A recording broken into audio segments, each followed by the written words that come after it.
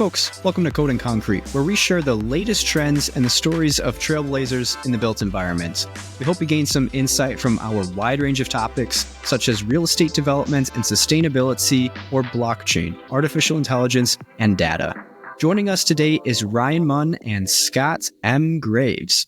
Ryan is a dynamic strategist and innovator with over a decade of experience navigating the intersections of multi-sector collaboration and deep technology. With a strong foundation in infrastructure, emerging technologies, and software as a service, Ryan excels at bridging complex technical concepts with actionable strategies that drive impactful outcomes for organizations and communities alike. Scott provides expertise in management, fund development, and strategy for real estate development. He's currently a lead for developing senior living properties in Wisconsin and Massachusetts under the brands Heartland America. He's got $157 million in construction project budgets under management and leads in developing a national equity investment opportunity with a novel faith-sponsored strategy.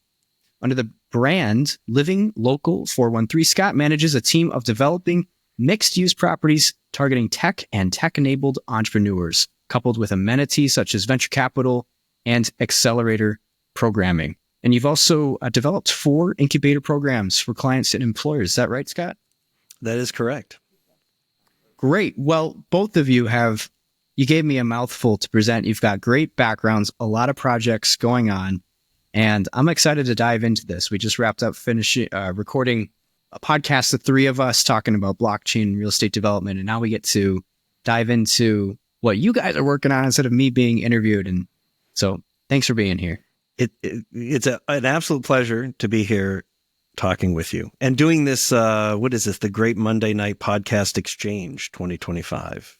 Yeah. 2 hours in the making. A bit of a marathon, but we appreciate it. Really appreciate having you on and really excited to hear what you have to ask and answer your questions. Yeah, well, Code and Concrete really likes to focus on the real estate development side of things and extracting expertise from that. I mean, it's in the name.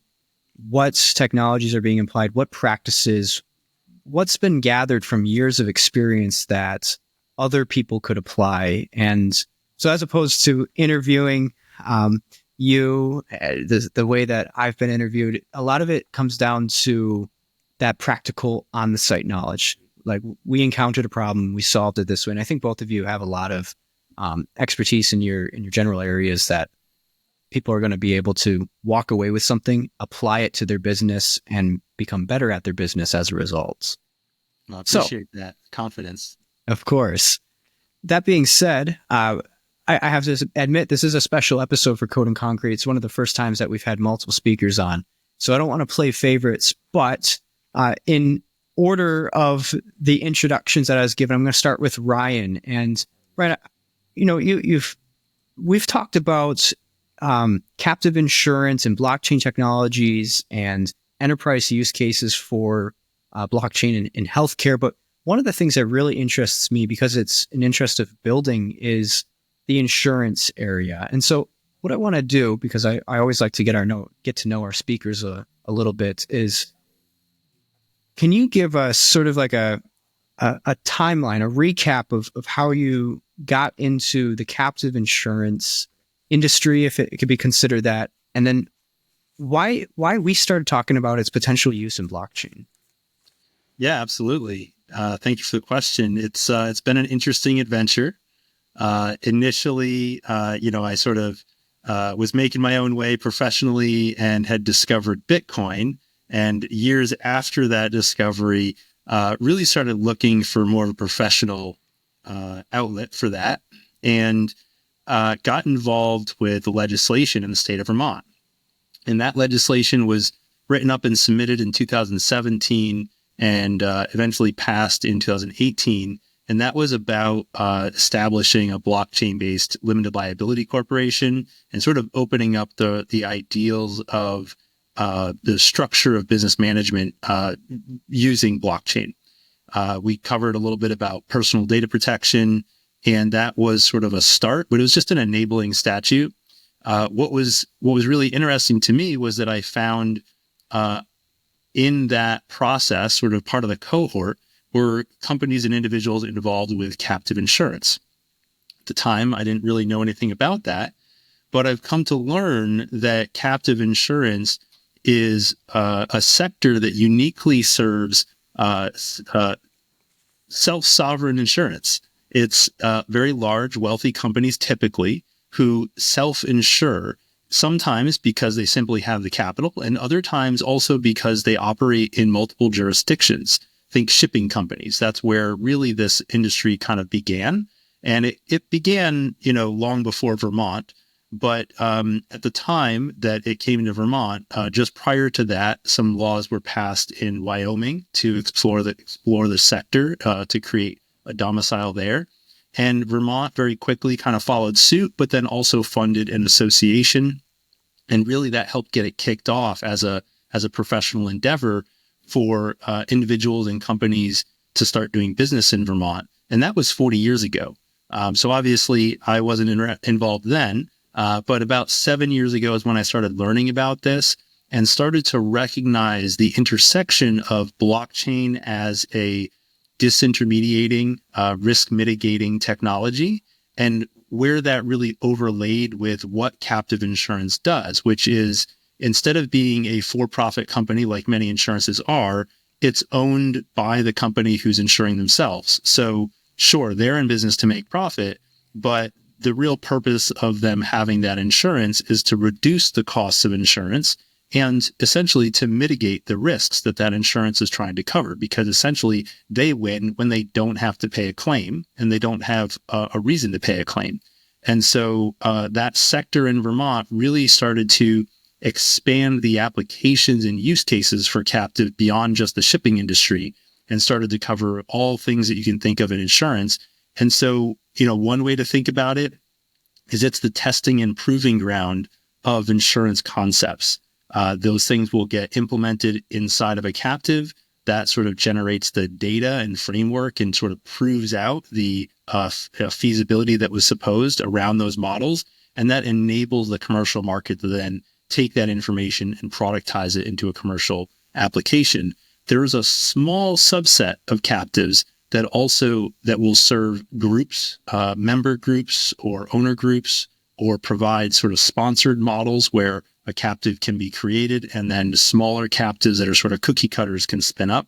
Because running a captive, at least initially starting one, is very expensive. There's a lot of work that goes into creating one, and it requires a lot of capital to backstop that captive in premiums and initial capital to ensure that you've given the regulators the confidence that you're going to be able to cover the potential losses that you want to insure. And so all of that has come full circle to me starting to learn much more about all different sectors. So just like blockchain kind of crosses all these different sectors, captive insurance crosses all kinds of sectors. And looking at captive as really, in my mind now, the sandbox for various applications and use cases for blockchain.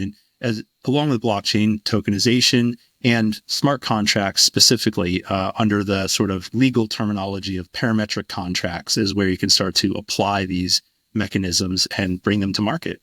So that's been a bit of an adventure and, very interesting sort of lots of reading and learning about different sectors and different kinds of insurances. But I think it's a big opportunity. And the other piece of this is that there's many domiciles in the world. I believe there's about 70 that domicile captive entities, but Vermont is considered by many to be the gold standard. It's the global leading domicile with around 300 billion in assets under management here, with a captive association that hosts a global conference in Vermont every summer. And it's one of the only state associations that has presence in Washington, D.C. So the laws here are often influencing the captive laws in other domiciles.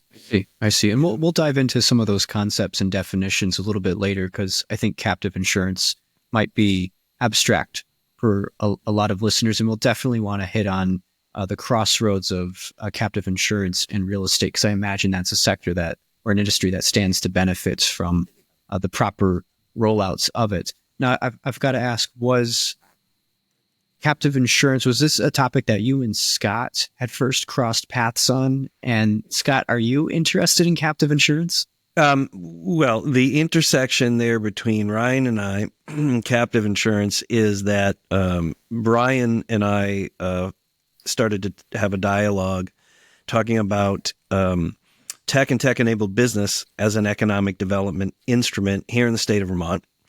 In its crudest form, the interest in captive insurance, and maybe I speak more for myself than the two of us, but I suspect to some extent I speak for the two of us. When you have an industry with assets on that order of $300 billion, particularly in a rural state that is also relatively poor, compared to other rural states, Vermont is maybe not so poor. But in the 6 New England states, it certainly has more poverty than others, states here in the Northeast. And so, and a some 90-year history of a relative disinvestment from the rest of the world in Vermont.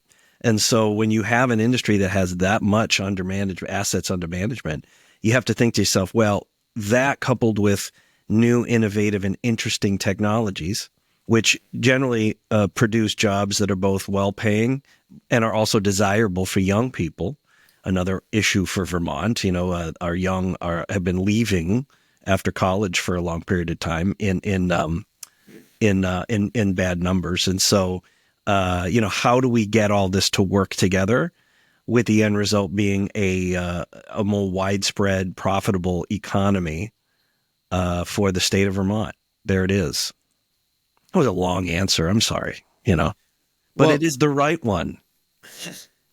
Right. I mean, the basis of economic stimulation, and I think both of what you work on, Scott, whether it's you in real estate developments and the driver of technology, or Ryan, the advocacy for captive technology, sounds like Vermont needs that. And I think, well, a lot of states stand to benefit. We were talking earlier about where a lot of capital and institutional capital is concentrated, and it's in very certain cities. And so it leaves a lot to be desired in other regions of the U.S. And it's unique opportunities like this, leveraging maybe larger markets and new technology to create almost a personality for those cities, the same way that Wyoming has attracted a lot of Web3 startups, because they said, well, we'll have friendlier regulations, so bring your startups here. Don't go in Delaware. And just leaning into an opportunity and making something out of that. So you have a state that, like Wyoming, that did that, and that's an example related to tech companies. Montana, about a year ago, passed legislation, which in short is encouraging more widespread emerging developers to have the capacity to build the kind of housing that Montanans need, and really focused on that, that middle market for starter homes or for downsizing seniors. And, and here you have two examples of conservative states politically passing legislation to sort of, target the growth in two very important sectors, right? You need to have people that have the time and the money to spend on their neighbors, small business, doing work that's not only well-paying but is desirable to them, but they also need a place to live. Boy, is that existential, right? Scott, I want to ask, because a lot of real estate developers don't think in the way that you've made yourself apparent here, where there's two foundations. It's the considerations of the community. What does the community need? How can we support them, as opposed to just driving for profit? And then leaning into technology adoption for whatever reasons. And you can describe those to us, why you do that. How did you develop this thesis or these principles as a real estate developer throughout your journey? Mostly because my journey was non-traditional, let's say. I did not grow up in a family of builders. I did not go to school for, project management or development work, or to work in the trades or anything like that. I came up as a performing artist, and academically, I went to school for music business. I worked in the industry for a compact disc maker back when we made mechanicals and didn't do just downloads, and artist management and that kind of thing. Was a touring musician myself, a writer and arranger, and had a full-time living for close to 20 years doing that. That, in short, led me to work in economic development, and that coupled with a personality towards problem solving, started to get into the development of effective programming that would be utilized in business incubators. And that got me into housing and interest in work in managing companies that build housing. Namely because all entrepreneurs, we see a need and we want to fulfill that need. And what I found was building business incubators in rural environments in particular, or deindustrialized urban environments, it's less about the interest in tech and tech-enabled solutions, right? You always had people young and old interested in starting businesses and those things. But unless those people have a place to live, they're not going to stay in your community, right? After you help them incubate a business. If you don't give them somehow access to the right kinds of financing, whether that's debt or equity at different stages of the business's growth, again, they may leave to go find that. Things like, and this is particular, especially in Western Massachusetts, Vermont, upstate New York, truly rural places, access to affordable childcare has been another major issue for tech and tech-enabled entrepreneurship, at least from the standpoint of, can I stay where I'm living, which is a desirable place, or do I have to go to a larger urban center, so that I have access to these things? And so what I found was it was bad for your pocketbook if you're trying to run, a downtown mixed-use development as an example, right? Your tenants are always leaving, and you thought that this incubator was going to help. Well, so you got to provide the housing. You got to provide. You don't yourself have to do all these things, mind you. You can get vendors to do it, but you've got to think about the ecosystem, right? And so that's how I ended. I don't want to say ended up doing what I'm doing right now. I absolutely love what I'm doing right now, but I came to it from a different place, not the traditional route. So I like the comment on ecosystem, and I kind of want to dive into that just for a moment, because for prosperous, whether it's economic development or community development, thinking about ecosystem, I think a lot of people have the wrong understanding of that word. They don't really understand ecosystem, or they conflate it with community. Do either of you see those as one and the same, or what's the differentiating factor as how us as real estate developers or innovators contribute to those? Do you want to hit that first, Ryan? A little bit, because I kind of like what you said about, people conflating it. And I almost want to say, like, we need to conflate it in reality, in that a community needs to be seen as an ecosystem, and they don't exist as ecosystems today. We've largely compartmentalized things and siloed things, in that, it was okay to have the city here and the bedroom community there, right? And more we're starting to realize that we need to be thinking of the ecosystem that exists in a community. We need to enhance and amplify that ecosystem. We need to identify its strengths and its weaknesses and figure out how that ecosystem exists among its surrounding ecosystems and where those interplays are. And so I think you're right in that, there's a lot of, especially like on the web, when we talk, especially Web3, when we talk about these different communities and groups and talking about their ecosystem, it's not really an ecosystem. It's a community maybe of networked people, but it's not really an ecosystem in that it doesn't allow for the full cycle, right? Like, those communities aren't dealing with housing. Those communities aren't dealing with all the different intersections of a community. They're a social community, and they're bonding around a particular topic or belief system, but they're not necessarily a real ecosystem. And so that's where I think there's definitely a lot to be learned in how we use language sometimes. I never really liked the term social distancing. You need to physical distance, but we need to all socially get better connected and learn how to communicate with each other. And so, I don't like it sometimes when certain words, like you say, get sort of mixed into the wrong places and we start to use a term a little outside of its definition. And it's okay to be creative. But when you're talking about things like that are really important foundationally to how we all live, work, and operate with each other, it is important that we start to understand what it really means and to treat something like an ecosystem as a holistic thing that we think about when we talk about solving problems and building things. And so siloing off or, compartmentalizing certain disciplines so that we can study them or that we can frame careers around them, develop careers around them, isn't a bad thing. But life doesn't occur in silos, right?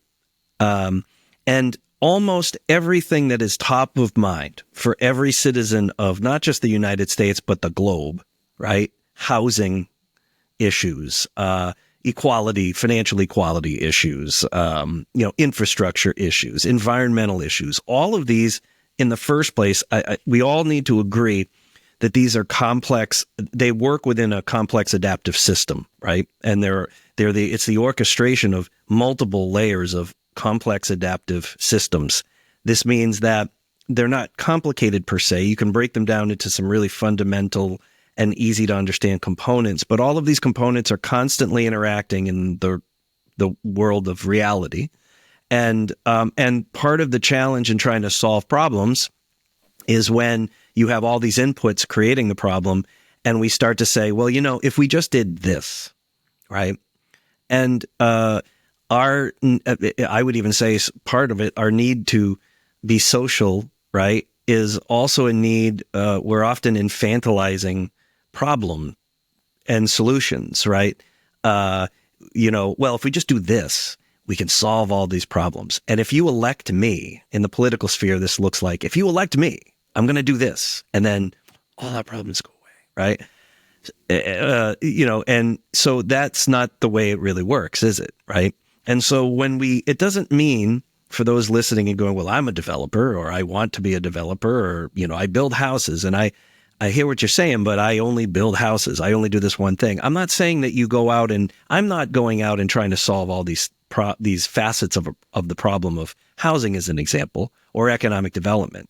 But what I'm doing is I'm understanding the whole ecosystem. I'm constantly striving, and I'm literally doing this, right, on a weekly basis. I'm trying to get a better understanding all the time for the way this complex adaptive system is interacting, how it's taking shape in front of me.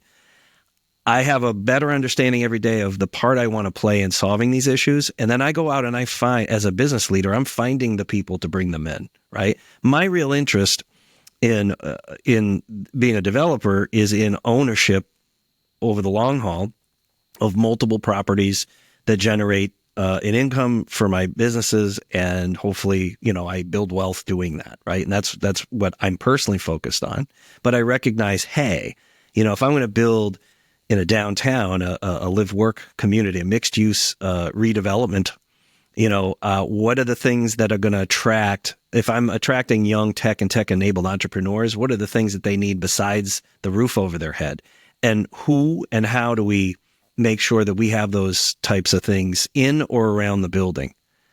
And when we do that, they can stay longer. We also try to, this year in particular, we're going to really start in earnest to try to do some unique things with some of these projects. Can we help our tenants who are renting from us build equity over time that allows them to either buy the unit that we've created that they're actually living in now, or some other unit of housing, a different mode of housing that many years from now we might be able to offer them, right? So, if we're back here 40 years from now and I'm 90, well, what did you do? What is it, the thing that you're going to be known for? Well, I don't need to be known for it, but I do want the world to understand that there's these what used to be novel financial models around the way we provided housing and commercial space for people that are now commonplace, that people said maybe 40 years ago were impossible. And in the current financial climate we're in, which was designed more or less after World War II to respond to needs at that time, did a great job doing that. It's not working anymore, right? Well, if we can all be known as the guys who contributed along with millions of other guys to actually, change that, make those substantive changes, that would be great. One of the things that I think would add some real world application, I can actually think of 2 real estate developers who obeyed the laws of ecosystem building and community and real estate development they've just described, and then another one that has transgressed against that. And the real estate developer that focused on affordable housing, but then they also asked the question, what do our tenants need in order to live here successfully? And how do we blend this into the community so that it's not just a piece in the community, but it's actually an ecosystem, right? And that's sort of how I imagine the definitions of those 2 words. You can have a community, you live near someone, but if you're interacting with them successfully, it becomes more of an ecosystem.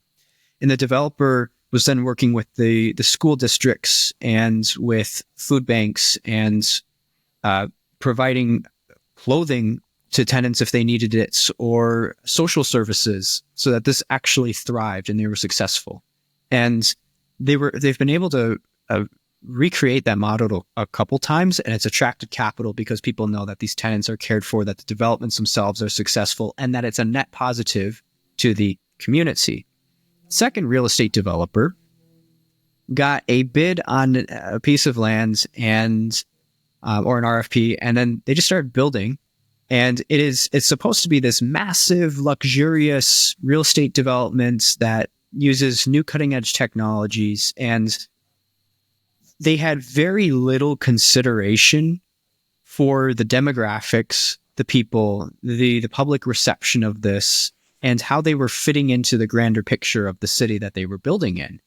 And this has caused so many problems, down to actually equity financing. People say, well, I'm not investing in this. I don't think it's going to be successful. It's not going to get rented out. The building next door, which was already developed but struggling, it was supposed to be stabilized by now, a year and a half in the making, and it's sitting at 40% occupancy. And you're going to build something even bigger, more expensive right next to that, and expect it to be successful. We're not investing into it. And even the lender said the same thing. We can barely support this, and if we do, we're going to give you egregious terms. And so there's clearly a benefit to abiding by the laws of an ecosystem, or our understanding what the community, what's the people who live in that community, who move money, are thinking about and what they care about, or transgressing that. And I think, as unorthodox as it is to talk about ecosystem in a real estate development practice conversation, it's very important, because you're not just putting a building on a piece of land. That's the outdated model. You're part of something bigger. And part of that is there are very few businesses left anywhere in the United States that are high net margin businesses. I can think of only a few. Captive insurance is one. Financial services in general, some financial services, landfill management, and waste hauling. If you are in a business that nobody cares, as long as you take the stuff away, you can charge virtually anything you want, right? High net margin. So part of this is, virtually all business in America needs to be more intentionally managed and smarter about every penny, because it just doesn't have the net margins anymore. There's very little you can sell to somebody and make a 300% net margin after expenses, payroll, and everything else. Mm-hmm. So part of it's that. You just described 2 great examples, but they all, I listened to not some of the characteristics you're describing on each one, but all. So holistically, I hear that. And what does it boil down to? It's a very simple business fundamental. Is it market responsive, right? Now we can talk about all the vagaries of, the missing middle, right? We because of the way we finance single unit or multi-unit housing in America, because of zoning and ordinance issues, because of a whole host of things outside in the ecosystem, we basically have created this missing middle, right? All your middle market, middle class housing, it doesn't matter who it's for, age-wise or whatever, It's starter homes. It's senior living for the middle market, right? We have a glut of luxury building that even continues, right? Because if you're rich enough, you have the cash. Hey, have at it, right? Or capital A affordable, right? That's subsidized by state and federal agencies, mostly federal to begin with. And then it's that missing middle that we're not financing. But at the end of the day, if we, all that aside, right? If you know your marketplace, and the housing market isn't a market, it isn't the housing market, it's thousands of micro markets, right? This explains why people in Austin will say, the problem of corporate, and private equity firms coming in and buying up all the housing and driving up the prices is a real problem. Because yes, in Austin, maybe it is, right? But it's not in Rutland, Vermont, where I live, right? So is it a problem there? It's a huge problem in your market, but it's like, it doesn't happen here, right? Because I'm not going to say nobody wants to be in Rutland, Vermont. I moved here, but we don't have that problem. Is what I'm building responding to the market here. The senior living space that I'm relatively new to with Heartland America, the unique community development part of that financial plan is our faith-sponsored model. But after the faith-sponsored model part is taken out, we do everything the way that most other successful developers do. We use market studies and we take them seriously. We might have multiple studies that we look at, right? That so that we're sort of triangulating on the story and the breakdown of what we want to do. The company's been around for 35 years before I joined. They have learned a lot about what they're good at, what they're not good at, or maybe put another way, what they want to do and be competent at, and some of the things that they just don't want to do, right? They know their place in the market. They want to be innovative in certain ways, and they want to be very traditional in others. And so there's definition around what we do, which allows the organization to create consistency, right? And some modicum of predictability. Even as we focus on this, the faith-sponsored model at the end of the day is about taking a significant portion of our operating capital after we've paid off investors and debt and so forth. And we're using that money strategically to ensure that clients will never have to leave. They can live from, independent living all through memory care, end of life, and not have to leave due to financial circumstances. That's a response to the marketplace and to what we know is coming in the future, which is a significant portion of middle-class seniors are going to outlive their savings. It's already happening, and it's only going to get worse over the next, say, 20 to 30 years, right? There's going to be a bell curve on that of a high number of people, because that's, I should have mentioned, that's also our market. Our market is the middle class. It's a lot harder space to be in. It's a lot harder to make money in that space. Is it possible? Yes. Does it take 30 years to figure that out? It took these guys that, but they, managed to more or less figure it out. I think I've more than answered your question, and now I'm just going off into space, man. I'm just riffing here like a jazz musician. So you gotta rein me in, Matt Schneider. Well, the way I want to do that is giving the microphone to Ryan for just a moment. There you go. That's a smart move. And sharing, or at least really doubling down on the margin component, because Scott, you said something that I didn't know, which is that captive insurance remains high margin. And I mean, that seems to be a big driver.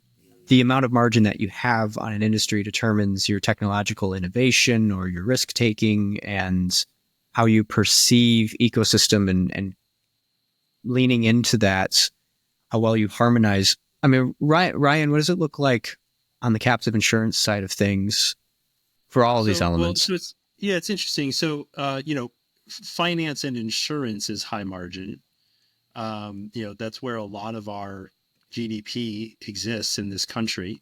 And captive insurance specifically is sort of carving that out of the commercial market in some cases and internalizing it, right? So if a very wealthy company, this is, most captives are sole owned, primary captives. And what they're doing is they're saying, we don't want to pay for the inefficiency of a big, huge company. We don't want to pay for the profits of the shareholders in that company. We want to internalize those profits. And so by streamlining the claims management and doing those things internally and having direct access to the data that they need internally in order to process all that information, they're carving that profit back into their company. And so for the state, the captive management business, it's only 21 companies, but those companies provide the management and feasibility studies and help guide them to the lawyers that they need, the other insurance reinsurers that they need. So, one part of captive insurance is you're still going to need some portion of your insurance covered by a traditional insurer, but you can essentially take a very large deductible model and then internalize that deductible, pay premiums into yourself to cover what that deductible is supposed to be covering, and then internalize that profit. And now that profit doesn't just go straight to the company. That profit sits in there and can eventually be taken out as dividends and directed in certain ways, but they're still kind of tied to be directed in the purpose of that captive. So, if they're covering workers' compensation, they're going to be incentivized to spend some of that profit on hard hats and steel-toed boots and safety education for their employees, right? If it's driving toward property insurance, well, that profit might be spun off as a dividend to buy another piece of property, or maybe to help cover the initial cost of investing in a higher cost material that has a longer term benefit to reduce their overall risk of structural damage or deterioration. So those areas represent opportunity. And so it's sort of carving out of an already, relatively high margin industry sector and internalizing that. And in the process, again, for a small state like Vermont, the work hours of the the attorneys, the managers, those are high paid professions, right? And so a lot of what goes into the industry in terms of actual doing business is the labor hours of those people from those different areas that do the feasibility studies, that do the legal work, that do the management work, the service providers that provide sometimes data solutions that help these captives run efficiently. And all of that is money spent here in the state when they come here to have their annual meetings and attend the conferences, as well as taxes and fees that they pay into the state for operating their entity here. And so while it's not huge for the size of our state, it's a significantly impactful amount of money. I think the 2023 stat was something like $32 million went to the state general fund as a result of the captive insurance industry here. So in another state, that might not be as impactful, but in a rural place like this, it's very impactful.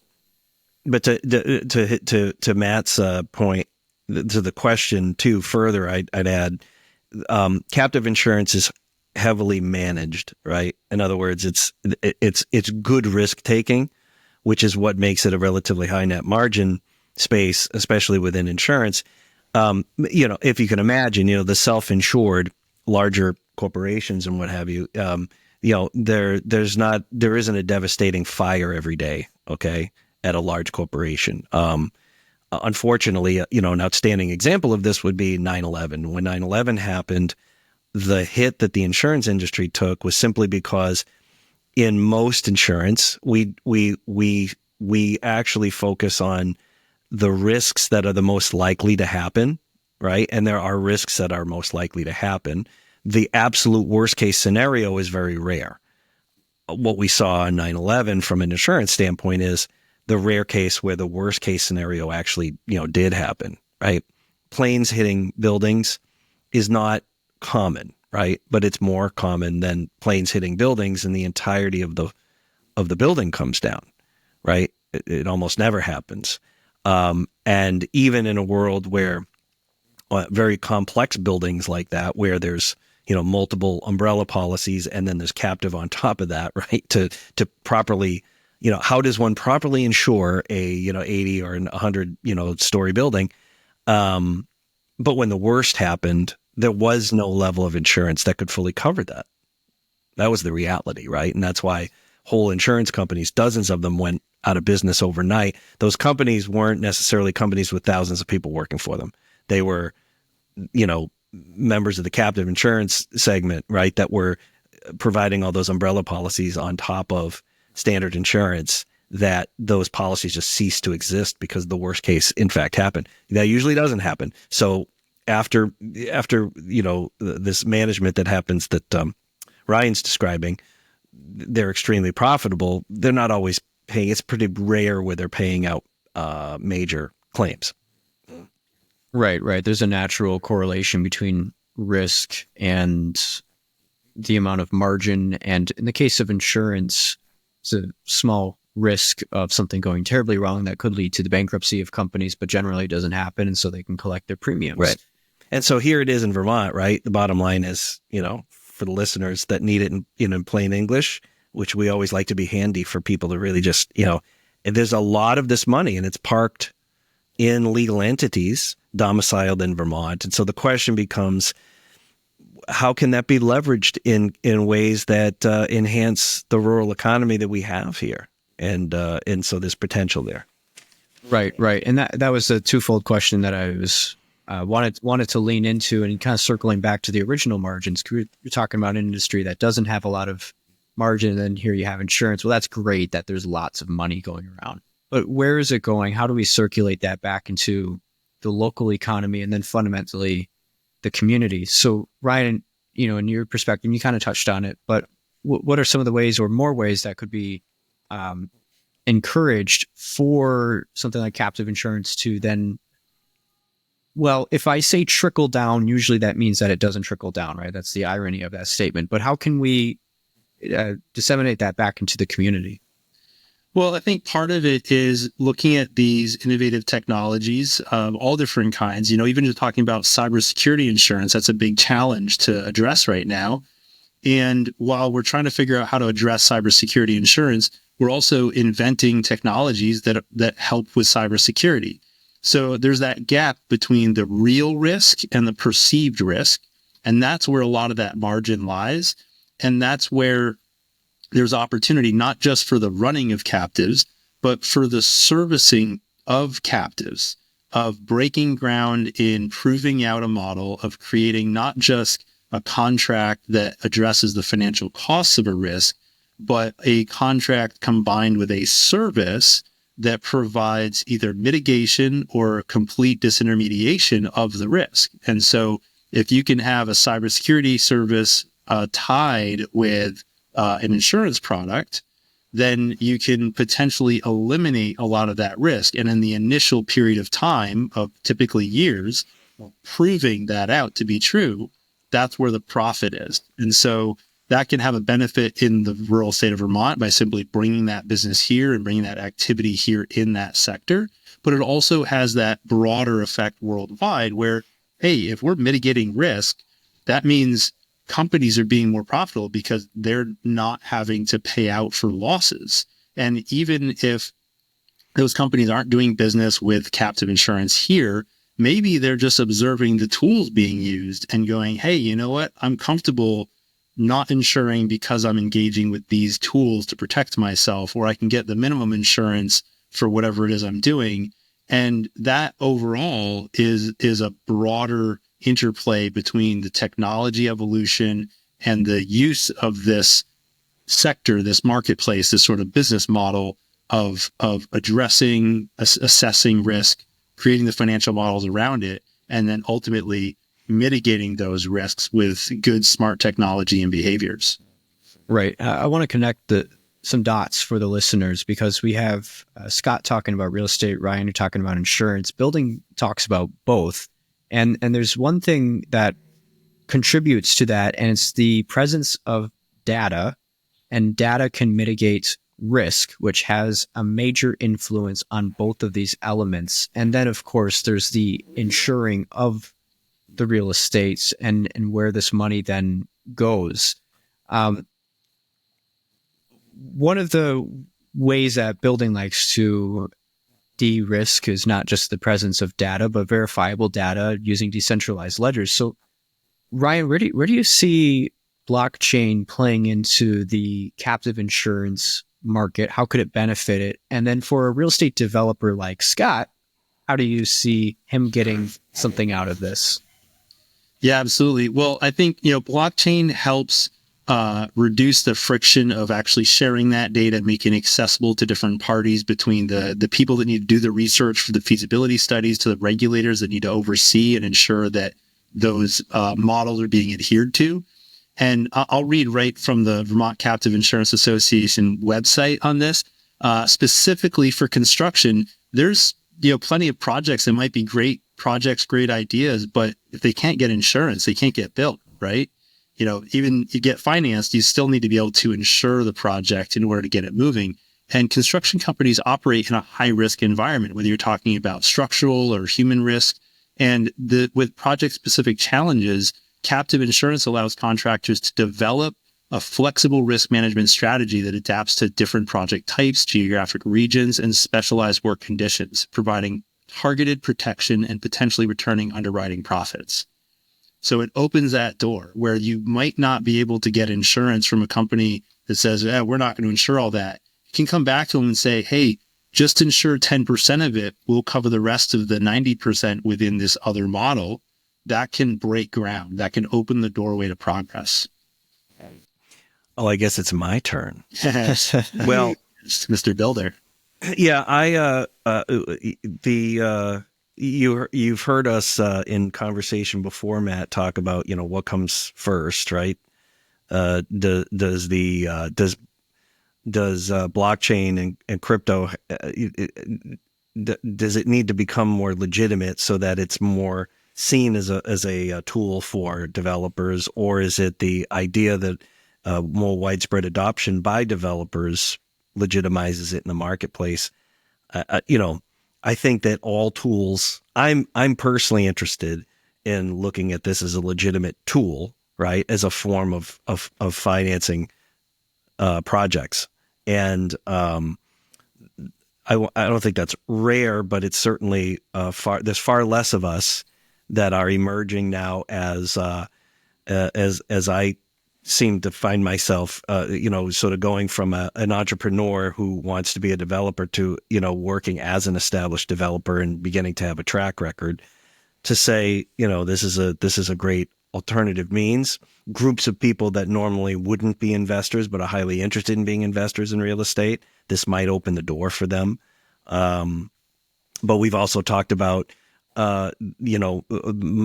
almost all, if not all, of the limitations in real estate investment on the part of investors and how they interact with you apply just simply because it's a digitized or a tokenized form of money doesn't mean that those things change, right?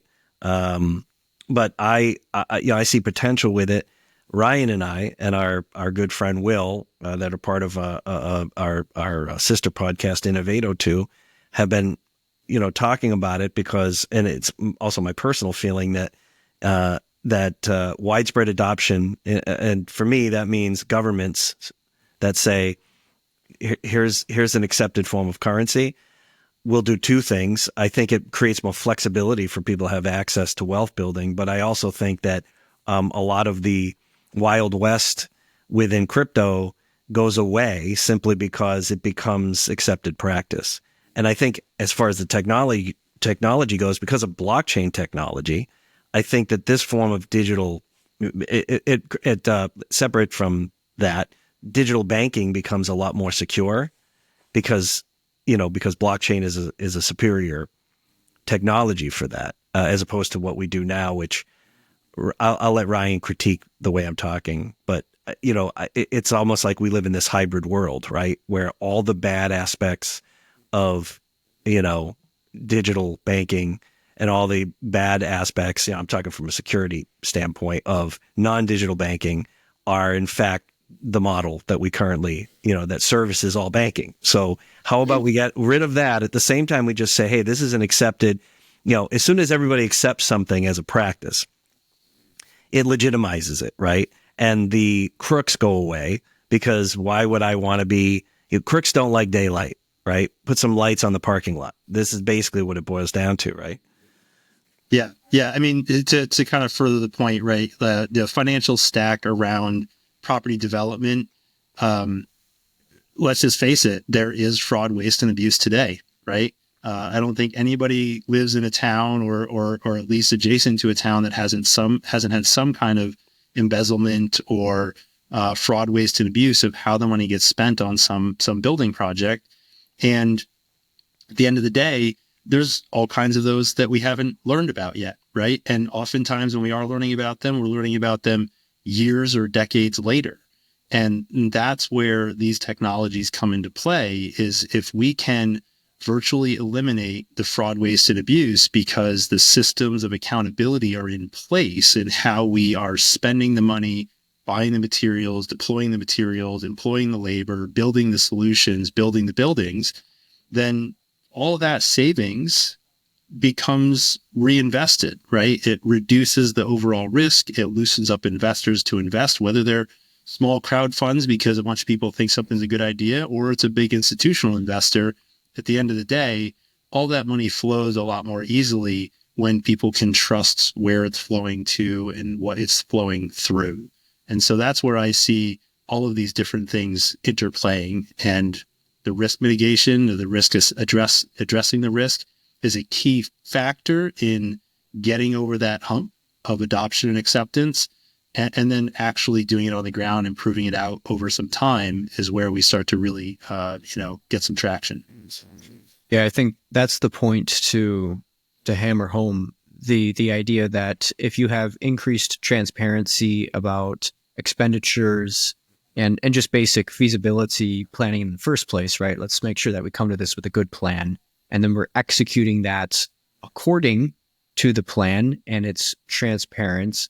That reduces the overall risk, and therefore, whether it's insurance, maybe the initial premiums, or what's saved after the fact, or the removal of cost overruns in the project, and so that it actually becomes successful at some point, that's what we're encouraging throughout all of this. And that's why I think that's the captive insurance conversation adjacent to real estate development is maybe unexpected, but it's very relevant because there's a direct correlation just on the basis of risk and carefully watching where all of those dollars go. Right. I want to ask, in your estimate, how far away in terms of years are we from seeing some tokenized formats or blockchain-based exchange of either the captive insurance policies or the capital that goes into that? Well, for one thing, I got to say it's a very private industry, right? And so I would suspect it's already happening. I remember in 2017, I was speaking with an individual that was talking about their use of blockchain in a food supply chain application, and they were citing activity since 2014 that they'd been using this tool. And my suspicion is that it's partially because they were running their own captive. That's why they had a relationship with Vermont and why I met them here. And they were insuring their own risks, and they were leveraging the benefits of blockchain to disintermediate the relationship between their suppliers, their vendors, their transporters, and ensure that food was moved safely and tests were done and all of those things happen. But that's not in the news, right? There was no token around that necessarily. Now, granted, there was some tokenization in the process in terms of their items were tokenized, the transactions are tokenized, but not tokenized in the sense of, oh, we're selling a crypto to the market, right, to make money on this. They were saving money and making money internally by being more profitable business. And so I would say it's probably already happening.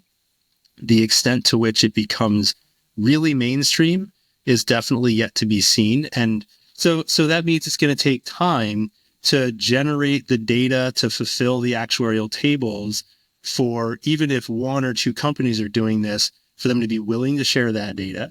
And then for other companies to go, oh yeah, maybe we'll do that too. Right. And kind of like, I think you mentioned it, in another conversation about how it's, big companies will, you'll hear nothing from them for a long time. And then they make a big announcement about how they're doing this thing with blockchain or this thing with Bitcoin or this thing with crypto.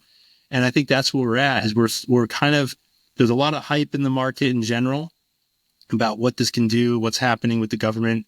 But the reality is it's been being used, and it's going to take a little bit of time for some ground to be broken by the blockchain operators and players to really get active, recognize the opportunity to do their business, to build their functions, their smart contracts, their operations within Captive. And then that will become a standard, a norm, as it sort of proves itself out. Now, they're not all going to succeed. They're not all going to prove themselves right. But I do think that there are some really significant opportunities to address the actual risks within the blockchain industry that need to be addressed. And that will need to happen within Captive. And then that will start to open the door to applying those use cases across other industries and start to really bridge that gap and make it a lot more ubiquitous. Seems like a portion of that is creating some sort of incentive for these players to contribute their data into the ecosystem is sort of the way that I'm interpreting it. And we look at the same thing in real estate as well, where there's a lot of privacy and intellectual property that exists, and not everyone wants to reveal that data. And so using tokenized financial instruments or new software tools or new ways to utilize that data for efficiency, this has become a big part of our model, where they don't have to keep everything behind closed doors because there's a greater opportunity waiting for them on the other side of that technology, whether it's better valuations, better policies, more capital being attracted to them. The other factor is a little bit that, in this space, these companies that are operating, a lot of their approvals, their feasibility, it's sort of, it's all built on history. And so to a certain extent, they're all a little reticent to jump in and be a first mover, right? And so what I think I see happening is blockchain companies are going to come into the mix, and they're going to create the opportunity for those other companies to participate in new first moving entities. And that will allow them to prove out a particular use case without necessarily risking their individual 20-year history of success operating their managed Captive. And so I think that's the piece is, some less risk aversion needs to enter the market. Some folks that are ready and willing that feel they understand the technology, that they're confident in moving forward with it, to create that opportunity for the other bigger players to participate in that with some separation between what they're doing day to day. So they're not going to put their whole real estate pool in, right? But they might go, you know what? We got this one project. This developer is open to it. We're going to make the introduction and have them join this new entity that's going to take all the risk. And so if they crash and burn, the old guys are sitting back going, we're good. That was their fault, right? But if they succeed, then they can go to their bosses and say, hey, we think this might make sense. Maybe we should start doing it ourselves. One of the things that touches upon, and that I'd like to see, I don't know for certain that blockchain as a technology would solve this problem, but I do think I suspect it would influence it. And one thing we need to have influenced and need to change within real estate, I think, is a lot more widespread emphasis on the data-driven side of doing things, making decisions, the what, where, why, and how of what we're going to build, and less on culture and on gut. It's not surprising if you spend even a nominal amount of time in real estate. Lots of people love statistics, and they love to throw the data-driven approach in front of you, and they take it all in. And then they do what they're going to do anyways, because we love passion projects. And I'm not saying somebody's going to call into your show, Matt, later and say, he said, I invested in my hometown because that's what made sense. And we made it work. Now, I get that, right? I totally get it. Wherever you are right now, Mr. and Mrs. America. You should invest in your place. And if you do, and you do it in a smart way, you're going to benefit not only yourself, but your entire community. That said, people, so much of real estate with people that have the money to be dangerous is passion projects, right? The data tells them this is what my local marketplace needs, and I'm going to do what I want anyways because I have the money. And so I think we need to get away from that, especially when you don't actually have all the money yourself and you make decisions like that at different, parts of your pro forma or your design, and they're not fully market. You're not being fully responsible to the people who have given you money when you do that. When hubris starts to, this is the way we've always done it. I'd like to see us get away from that. And I think I think we have better returns for our investors if we just in every way we possibly can be the most market oriented that we can. Respond to the needs of the people buying from you. Period. Those are really good points. So we're sort of top of hour here. And so I want to move us into some closing remarks. Scott, I want to start with you. You've got a lot of opinions on trends happening within entrepreneurship, ecosystem, community, and real estate development, and you're living it out, right? We were talking before about the different things going through your mind as you adopt technology, and we've even explored it here. What use cases need to be present or incentives? What do you think that using your development firm as a sample size of many real estate developers in the country, what do you think is coming across the minds of these developers as they look at new technologies, and what trend comes out of that? I guess it might be roughly split between those that wish to use various technologies to continue to extract as much as they can. And then there's those that want to build based on market responsiveness even more so than they already are. And you know what? There's probably plenty of camps in between that.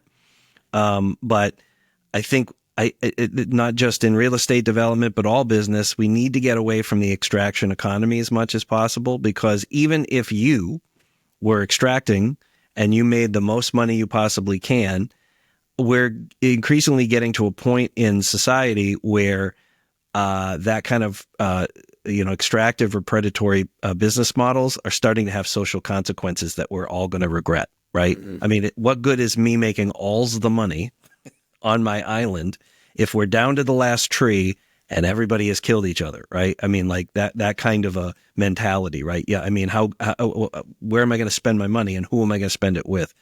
I think that I do not have all the answers, and I do not know that I'm going to win by the time I'm not on this earth any longer, but it is absolutely rewarding.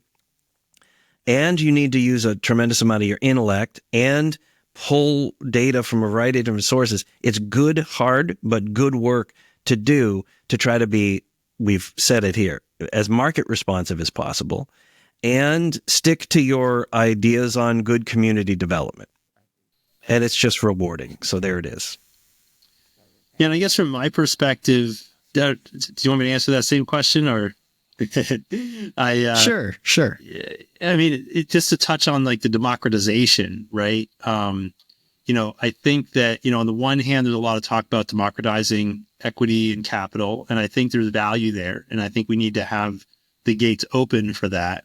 But even, to the point of understanding the community, democratizing the conversation, right? It's the status quo or the hubris of whoever's making the decisions that leads to those poor results. And so the more that we can open doorways for the participation in that process, for the communication around what a community needs, for the academic process of learning about a community, learning about its history, learning about the people that are there, the people that are coming there, the people that are leaving and why, the more we can open up that decision-making process to land on better outcomes. And I think I believe that's true. I think I've observed it in some cases, but I think I've observed the counterpoint to that more. And I have some belief that, opening up that conversation will lead to better outcomes. Awesome. Awesome. Well, guys, to finish us out, if you want to briefly offer what 2025 has in store with you, how people can get in touch to join you on that journey. Yeah, I'll say first. So folks can get a kind of brief glimpse about Web3 and Vermont and some of my thoughts at interchainvt.com. From that website, there's a number of other links out to other media and partnerships that I've been working on to help support knowledge and education and community. And LinkedIn is where I'm at. So that's a good place for folks to connect. And at interchain.live, you'll find this podcast, our podcast, the Innovato 2 podcast, and always looking for more collaborators there. So continuing the conversation there on YouTube. Absolutely. You can always find me on LinkedIn. My web address for the company is smgravesassociates.com. And I'm co-host with Ryan of the Innovato 2 podcast. You can also find our podcast focused on economics, urbanism, and culture. That's called the Are We Here Yet podcast. And look forward to hearing from folks. Reach out. Let's hear from you. Yeah, awesome. Well, it sounds like there's a lot of educational opportunities and maybe some ways to work together, especially on the use cases, finding new ways to apply the technology, being successful in it, and turning a lot of the theory into practice and actually instigating all the change that we want to see.